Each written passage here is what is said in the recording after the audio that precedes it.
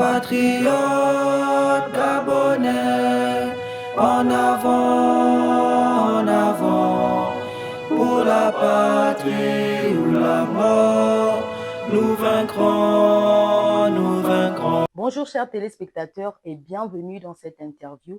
Nous recevons sur le plateau un invité très spécial en l'honneur de Monsieur Trésor Franky Ondo Bekale, qui est aussi le porte-parole des patriotes gabonais.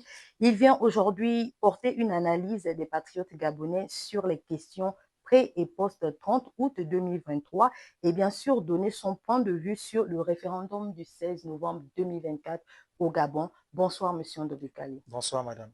Alors d'entrée de jeu, la question est de savoir qui êtes-vous et surtout qu'est-ce que vous faites? Alors, je suis Trésor Franky Ondo Bekale, étudiant en sciences politiques, entrepreneur et porte-parole du mouvement des patriotes gabonais. Alors, tout au long de notre émission, nous allons traiter différentes questions, que ce soit des questions politiques, sociales, historiques. Nous débutons d'ailleurs cette première partie avec le volet historique et généralité. Monsieur Ondo, vous avez mentionné un élément très important lors de votre présentation. Vous nous parlez de porte-parole des patriotes gabonais. Mais nous nous demandons qui sont réellement les patriotes gabonais? Merci pour cette question assez importante. Alors, les patriotes gabonais sont un mouvement de citoyens, un mouvement politique qui a pour idéologie principale le retour au panafricanisme. Monsieur Bekale, en tant que patriote gabonais, quelle est votre lecture des événements du Gabon depuis le coup de la libération du 30 août 2023? Bon, il est important pour éclairer la lanterne des uns et des autres que la situation du 30 août n'incarne nullement un coup de libération, encore moins un coup d'État ou encore une révolution des palais comme on peut le lire ou l'écouter sur les différents réseaux sociaux. Il s'agit simplement de la continuité du régime Bongo sans Ali. Monsieur le porte-parole, aujourd'hui nous avons une actualité au Gabon, celle de l'organisation du référendum du 16 novembre 2024. Après rédaction du projet de constitution, quel est votre mot superficiel sur celui-ci? Merci pour cette question assez importante. Bon, avant de répondre à votre question, j'aimerais souligner un fait qui est très important. La Constitution. C'est quoi la Constitution? C'est la loi fondamentale. C'est le socle d'une société, d'un État.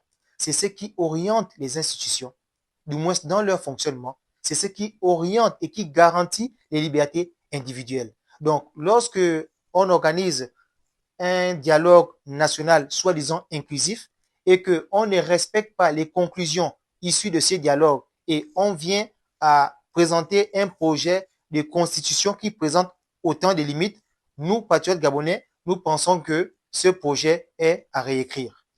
D'accord, nous sommes arrivés au terme de ce premier volet et nous rentrons maintenant dans le volet politique.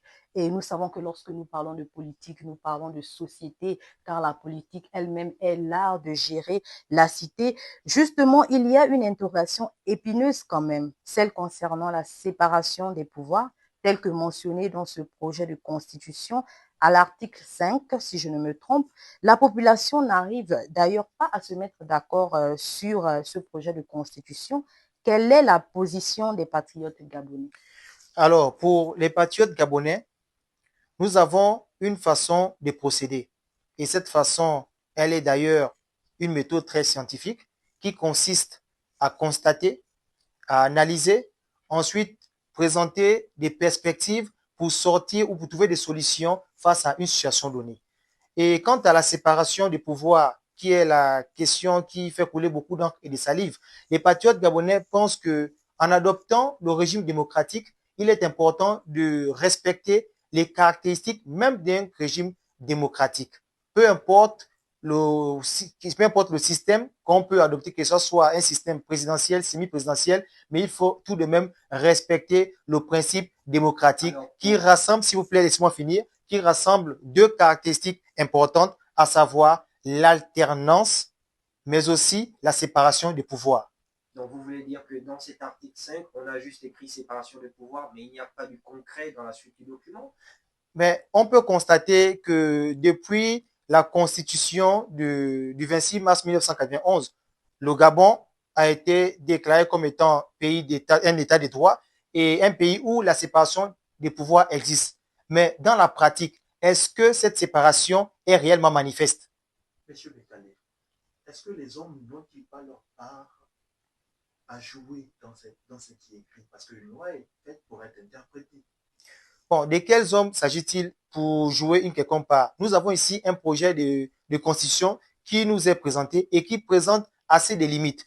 Et nous avons en droit ce qu'on appelle la loi et l'esprit de la loi. Et tel que énoncé dans le projet de constitution, il est fort clair de voir et de croire même que le projet tel qu'il est dit, tel qu'il est énoncé dans l'article 5, ce n'est qu'une fiction, une utopie qu'on nous vend, mais dans les faits, dans le fond, ce ne sont pas... Serait-ce alors un projet pour une minorité et qui ne ferait pas donc le consensus de la population? Mais nous sommes tentés de dire que c'est un projet qui est pour une minorité quand on voit la façon dont la campagne pour le oui est en train de se manifester au niveau du Gabon. Elle se passe comment? Mais regardez sur les réseaux sociaux où on peut voir à travers certaines vidéos qui circulent des partisans du oui qui tentent de soudoyer des gens avec des billets, des banques de 10 000 francs, des 5 000 francs, les 20 000 francs pour voter oui. Mais la question qui turlupine notre esprit, c'est de savoir si le oui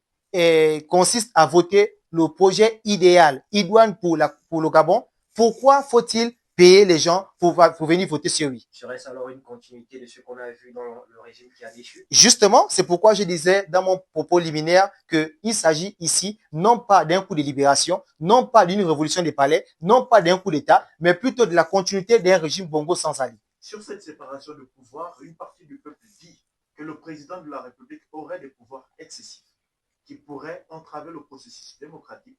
Comment peut-on comprendre cela? Bon, comme je le disais dans les questions précédentes, que ce qui caractérise un régime démocratique, c'est l'alternance, mais aussi la séparation des pouvoirs. Bon, quand on voit une constitution où, au sortir du dialogue national, les conclusions voudraient qu'on réamène la durée du mandat à 5 ans, mais que dans le projet de constitution, il est proposé que le mandat du président soit à 7 ans, comme dans les années précédentes, quand on sait que cette durée n'a pas porté des conséquences positives pour notre société, nous sommes un peu dubitatifs quant à ce projet. Mais aussi, s'il vous plaît, pour la question qui concerne le pouvoir excessif du président, tant que la séparation des pouvoirs n'est pas manifeste, n'est pas fondamentale et formelle, on va toujours affirmer avec véhémence que le président a une mainmise excessive sur les institutions. Pourquoi? Parce que le président incarne l'exécutif. Les députés incarnent le législatif. Les magistrats incarnent le judiciaire. Mais si le président qui incarne l'exécutif a la prérogative de dissoudre l'Assemblée nationale, est-ce qu'on peut encore parler de séparation des pouvoirs? Peut-on alors parler S'il vous plaît, madame, si le président qui incarne l'exécutif a la prérogative de diriger le Conseil suprême de la magistrature, en quoi peut-on encore affirmer que nous sommes dans une séparation des pouvoirs? Donc, il y a autant de limites autour de cette question qui nous laissent vraiment dubitatifs et qui nous amènent à croire et à penser que ce projet mérite une réécriture. Certains disent d'ailleurs que le plus important serait de changer de mentalité et d'adopter d'abord ce texte. Selon vous, devra-t-on faire confiance au redressement de la mentalité collective qui, bien sûr, va pousser les preneurs de décision à se soumettre juste à la loi, ou faudrait-il par contre insister sur l'encadrement des textes? Bon, face à cette question, il est important de souligner que la société est antérieure à l'homme. Et quand on essaie de regarder le contexte historique de notre pays, on va se rendre compte qu'après la modification de la Constitution en 1961, nous avons dû attendre 30 ans, notamment le 26 mars 1991, pour connaître une certaine révision de la Constitution que nous utilisons aujourd'hui. Nous sommes en 2024. Entre 1991 et 2024, il y a environ 33 ans. Voyez-vous? Donc, s'il faut que nous attendions encore 33 ans, 60 ans, nous ne savons pas parce que aujourd'hui, la Constitution telle qu'elle nous est présentée, si nous votons oui, est-ce qu'on sait dans quoi nous sommes en train de rentrer? C'est la raison pour laquelle, avant de voter oui, il faut d'abord que nous nous asseyions pour réfléchir sérieusement sur les questions qui concernent notre pays. Et c'est pourquoi la Constitution que nous, les patriotes gabonais, nous souhaitons avoir est cette Constitution qui rassemble non seulement les Gabonais, mais qui fasse aussi cultiver aux Gabonais l'esprit patriotique. Et l'esprit patriotique voudrait qu'on soit désintéressé non seulement des questions qui ont trait au pouvoir par l'entremise de la durée de 7 ans. Est-ce que pour bien travailler, on a besoin forcément de 7 ans de mandat quand on sait que les États-Unis, qui représentent ou qui représenteraient la première puissance mondiale, le durée du mandat d'un président n'est que de 4 ans. M. Bétalé, la loi d'amnistie, article 170. Quel est le point de vue des patriotes gabonais? Le point de vue des patriotes gabonais est le point de vue de tous les Gabonais conscients qui s'interrogent sur la question de savoir qui sont réellement les membres du CTRI. Et à partir de là, on peut voir dans la mesure du possible comment faire pour mettre en place une loi qui pourrait encadrer cette amnistie. Parce que il est important de souligner que la Constitution est impersonnelle. Donc, si nous voulons amnistier les gens, sinon les gens du 30 août, c'est sur quelle question? Est-ce que pour le fait d'avoir pris le pouvoir par la force, ou bien c'est sur toutes les questions relatives au fonctionnement de la société? Parce que aujourd'hui, les membres du CTRI sont à la tête du pouvoir. Ils dirigent les institutions. Mais si on observe une gouvernance qui ne cadre pas avec les principes du moins sociétaux, est-ce que ces membres du CTRI ne doivent pas être poursuivis? Parce qu'en disant qu'ils sont amnistiés sans pourtant préciser dans quel contexte, je pense que il y a quand même matière à revoir cette loi qui voudrait amnistier ces membres du CTI qui ne sont pas identifiés et que les Gabonais aimeraient qu'on puisse ne serait-ce que nous sortir une liste où on voit, même si ces noms ne sont pas inscrits dans la Constitution, mais quand même qu'on voit que voici ceux qui nous représentent, voici ceux qui nous ont soi-disant libérés, et à partir de là, on peut voir comment encadrer cette loi-là. Mais êtes-vous en train d'affirmer que nous devons condamner les libérateurs comme le peuple les appelle? Mais qu'est-ce que vous entendez par libération avec tout ce que nous sommes en train de voir dans notre pays? Nous avons condamné les actions pré-30 août qui consistaient à faire dans le népotisme, qui consistait à faire dans la corruption, l'achat des consciences, etc. Mais aujourd'hui, en pleine campagne du oui, à qu'est-ce que nous assistons dans nos pays? Ce n'est pas nous les patriotes gabonais qui l'affirmons. Les vidéos sont assez virales et nous montrent, illustrent parfaitement que le fait d'acheter les consciences n'a pas encore connu son épilogue dans le pays. Mais peut-être cela ne découlerait pas de directement les libérateurs qui sont dans le CTRI, mais peut-être ceux qui sont envoyés dans la campagne du oui, ils ne font peut-être pas partie du bureau du CTRI. Donc est-ce que vous pensez que cela rejoint peut-être vos propos là? Le CTRI aujourd'hui a le monopole de la gestion de ce pays. C'est la raison pour laquelle les députés qui ont été nommés ne sont pas, en quelque sorte, ils ne sont pas légitimes, mais ils sont appelés députés de la transition. Parce que les députés sont élus au suffrage universel direct. Les maires ne sont pas appelés maires aujourd'hui, ils sont appelés des délégués spéciaux. Ça veut dire que nous sommes dans un contexte où le CTRI a la même mise sur le contrôle de la gestion de notre pays. Et lorsque on constate que les habitudes PDG ou Bongo PDG réapparaissent encore ou ressurgissent, à qui doit-on porter du doigt quand on sait que les institutions, les juridictions sont entre les mains du CTRI? Mesdames et messieurs, nous tenons à rappeler que nous sommes avec M. Bétalé, porte-parole du mouvement patriote gabonais, et nous ne saurons aborder tous les autres volets sans parler du social. Plusieurs acteurs revendiquent le fait qu'il y ait plusieurs avancées sur le plan social. Article 7, article 21, article 37, article 146, où le Conseil économique et social s'est vu rajouter le volet culturel, article 152, où les représentants des Gabonais à l'étranger au CES, article 94, alinéa 7, barre 8, barre 37, sur la mise en évidence des lois sur le numérique, la technologie. Article 24, quel est votre avis? Bon, nous pouvons considérer cela comme l'une des avancées significatives parce que nous l'avons souligné que le projet de constitution tel qu'il est présenté, il y a des limites, mais il y a également des avancées dont l'honnêteté intellectuelle nous oblige à reconnaître. Mais qu'à cela ne tienne, lorsqu'on va dire aujourd'hui que le Conseil économique et social a eu une augmentation de pouvoir en ajoutant la culture. Mais la question que nous, patriotes gabonais, nous aimerions poser aux citoyens gabonais, c'est de savoir avant que la culture ne soit ajoutée au Conseil économique et social, en quoi cet organe constitutionnel servait-il pour notre Gabon?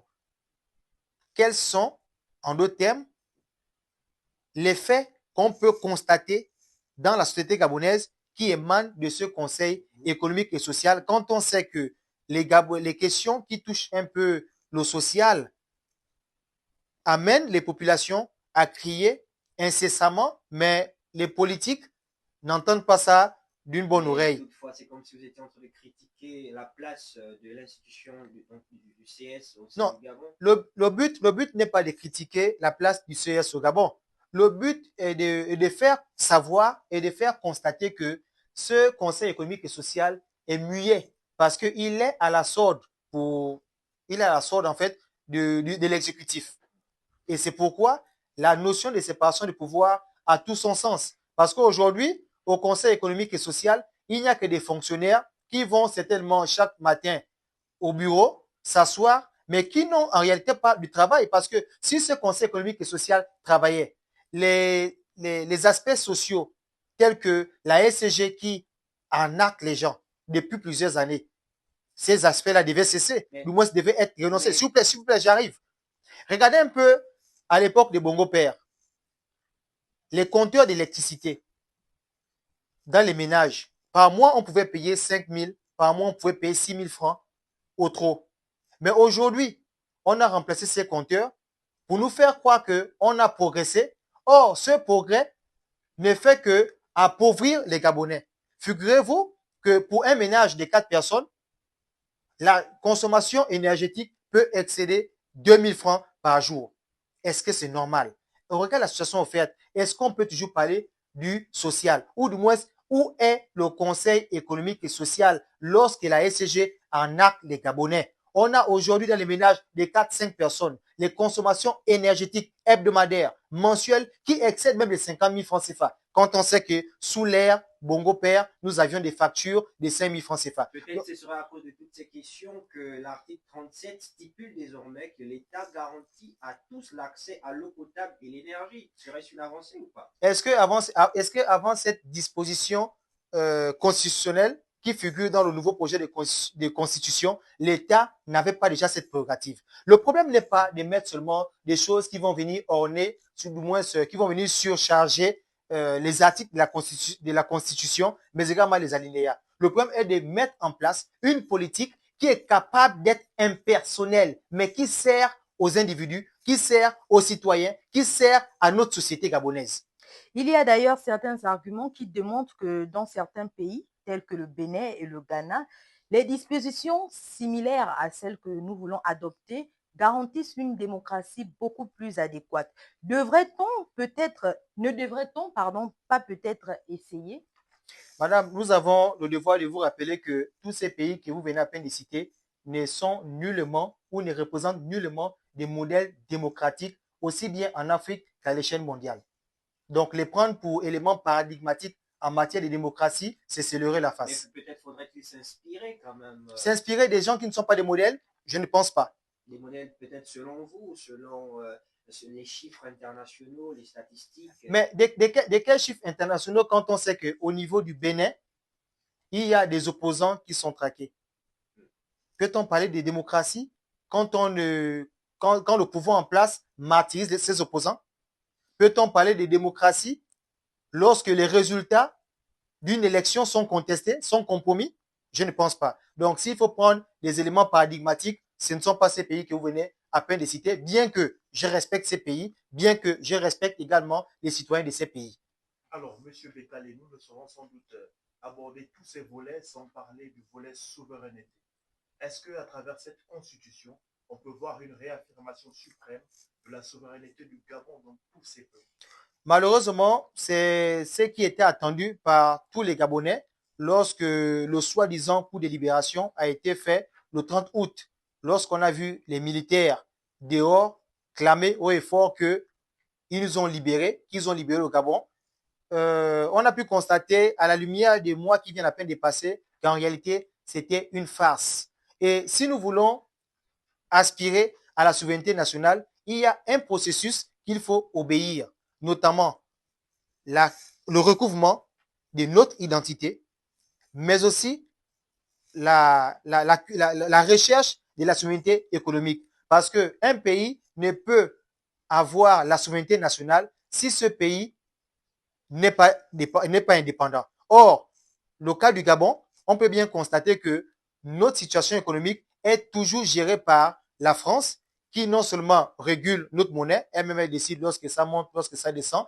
Et cette même France-là, c'est celle qui, en quelque sorte, donne une certaine crédibilité à notre monnaie qui, elle, n'est même pas forte à l'international. Toutefois, cette même France-là ne régule pas le budget du Gabon. Quand même, non, certes, la France ne régule pas le budget du Gabon, mais il est important de dire aux Gabonais que la France représente l'épicentre des différents maux qui turlupinent même la société gabonaise. Mais pas seulement la société gabonaise, mais également de toutes les colonies françaises en Afrique. Prenons le cas de l'AES, le Burkina Faso, le Mali et le Niger. Pourquoi, après la prise de pouvoir des militaires, il y a eu systématiquement une rupture diplomatique entre ces pays et la France? C'est bien parce que tout le monde aujourd'hui a compris que c'est cette France-là qui cause du tort aux Africains. Mais à la différence de notre pays, on va se rendre compte que le coup d'État a été salué. Au regard de la situation offerte, où l'oligarchie française parvient à organiser des sommets économiques pour parler des questions qui traitent de la souveraineté économique du Gabon, est-ce qu'on peut parler de souveraineté nationale? Je ne pense pas. D'accord, mais toutefois, au préambule de la Constitution, nous voyons dans l'alinéa 11, donc le Gabon réaffirme sa pleine souveraineté sur l'ensemble des ressources naturelles de son sol et de son sous-sol, ainsi que sur le numérique. Je pense que ce serait peut-être une affirmation ici de la souveraineté gabonaise. Bon, la question également que j'aimerais vous poser, et à tous les Gabonais, c'est quelles sont les industries qui s'occupent de l'exploitation, la transformation de nos matières premières? Nous avons des industries étrangères et voilà. Juste Sogara quand même au niveau. Sogara, sur combien? Nous avons combien de richesses et nous avons combien d'industries qui peuvent garantir une certaine souveraineté économique de notre pays? Nous n'en avons presque pas. Parce qu'aujourd'hui, nous sommes tentés de croire que la plupart des structures qui sont dites de l'État, mais ne fonctionnent pas normalement. Regardez le cas de la SCG. Lorsqu'on a rompu le contrat avec Veolia, on a dit ça y est, nous sommes aujourd'hui dans une nouvelle perspective. Les Gabonais seront désormais approvisionnés en eau et en énergie. Mais en 2024, où en sommes-nous? Nous sommes même pire, en fait. Je ne dis pas que Veolia faisait un très bon travail quand on sait l'arnaque qui est cachée derrière les compteurs ELAN, etc. Mais aussi le fait de placer des compteurs d'eau où il n'y a aucune goutte d'eau qui sort dans les robinets, mais qu'à chaque mois, il y a des factures qui sortent quand même et dont les Gabonais devraient payer.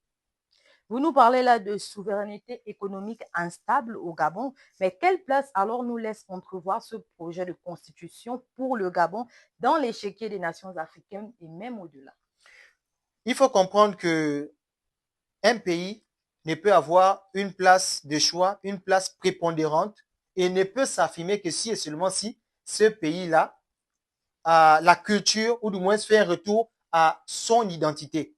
Parce que l'identité est l'élément primordial sur lequel un pays, un État, une nation doit s'appuyer pour s'affirmer. Prenons le cas de la Chine, prenons le cas de la Russie, prenons le cas de la Turquie, prenons le cas de la Corée du Nord, qui sont des pays conservateurs.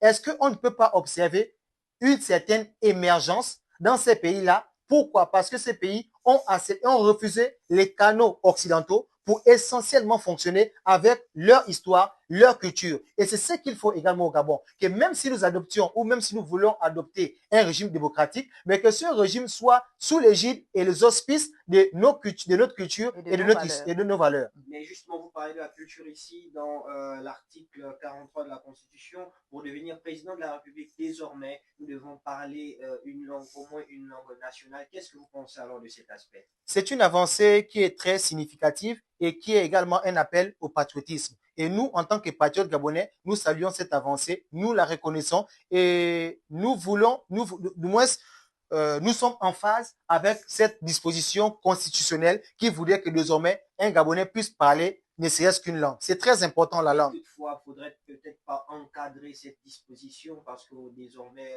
le Gabon est modernisé pour les jeunes qui aspirent à cette position présidentielle? Quelle est donc la position des patriotes gabonais là-dessus? Bon, pour les patriotes gabonais, il y a un principe de base.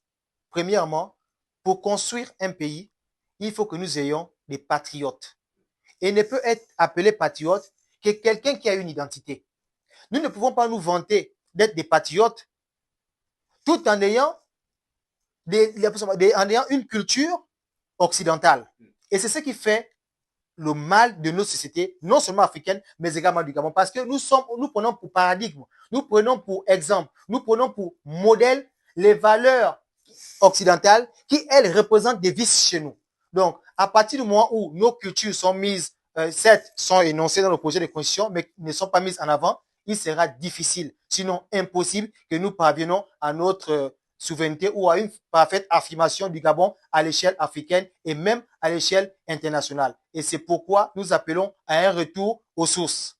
Alors, nous rappelons aux téléspectateurs que nous sommes avec M. Ondo Bekale, porte-parole du mouvement Les Patriotes Gabonais. Et M. Ondo Bekale, exactement, nous avons une question pour vous. Vous êtes vous-même un jeune. Que pensez-vous de la place de la jeunesse gabonaise dans la sphère de la politique gabonaise? Aujourd'hui, le jeune Gabonais est comme instrumentalisé. Et lui-même également présente une situation ambivalente. Tantôt, il est conscient lorsqu'il subit les retardements des paiements de bourse. Lorsqu'il est chômeur, il est conscient. Lorsqu'il est victime du népotisme, il est conscient. A contrario, il devient inconscient lorsque il s'agit de constituer un bétail électoral. Parce que regardez un peu tous ces jeunes qui vont voter à Moabi, qui vont voter à Minvoul, et j'en passe. Pour la plupart, ce sont des étudiants dont on monnaie la tête. Au regard de la situation en fait, comment le jeune peut-il aspirer à un avenir meilleur? Comment le jeune peut-il se sentir même épanoui dans une société où lui-même il est instrumentalisé? Et c'est la raison pour laquelle nous appelons à une prise de conscience, à un éveil de conscience de cette jeunesse-là qui doit cesser de fonctionner comme des moutons d'épanouissement qui s'agitent pas souvent des intérêts, mais plutôt de prendre en main les responsabilités qui leur appartiennent afin que la considération qu'ont nos prédécesseurs puisse changer à notre égard. Parce que Omar Bongo, le président, disait la jeunesse est sacrée. Et la jeunesse, en même temps, représente l'avenir d'un pays. Par conséquent, nous devons miser sur des secteurs comme l'éducation, la santé, la formation, pour que cette jeunesse-là soit non seulement épanouie, mais pour qu'elle puisse aussi prendre la relève de ceux-là qui nous ont précédés. Alors, monsieur le porte-parole, nous sommes en train de tirer, l'émission tire à sa fin. Nous avons l'une des dernières questions. L'évidence voudrait un oui massif au projet de constitution du 16 novembre 2024. Toutefois, une question taraude les esprits. Et si le non l'emportait? Ne pensez-vous pas que ce serait un inconvénient à la course vers le retour à l'ordre constitutionnel compte tenu du temps, du financement et consorts? Que envisager?